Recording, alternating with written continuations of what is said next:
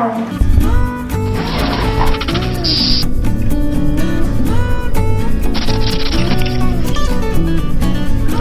Hello everyone and welcome back to my channel. My name is Margrette, and if you have not subscribed to my channel, kindly do so by clicking the subscribe button below and tapping on the notification bell so that you will be aware of new uploads.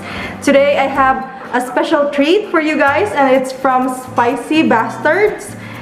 I'm actually featuring their best seller, and this is their classic bastard burger, and it costs 145 pesos. The delivery fee is not yet included. The ingredients are house-made beef patty, American cheese, crispy cucumber pickles, fresh lettuce, caramelized onion, tomato, and their bastard secret sauce on a brioche bun. I don't know what a brioche or brioche, how do you pronounce that, Wing?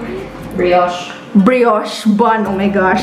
Okay, so first impressions, humot siya pag abli na mo, and of course we won't be expecting it to be hot because it once again came from Cebu City, medyo ulan-ulan. So but it's still fresh though because it was packed in a foil wrapper. So if you can see, moni ang top, it has sesame seeds, and it was obviously grilled because napay mga marks there sa yung bun. And let's go ahead and open it.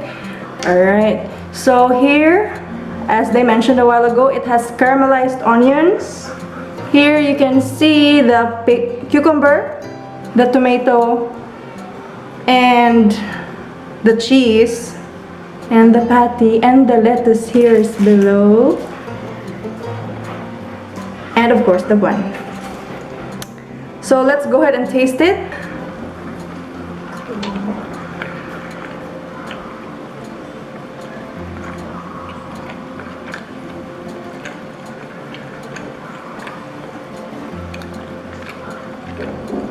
Okay.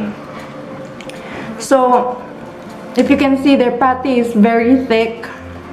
Ang spice niya dili dayon ninyo matilawan. So taod pa, no?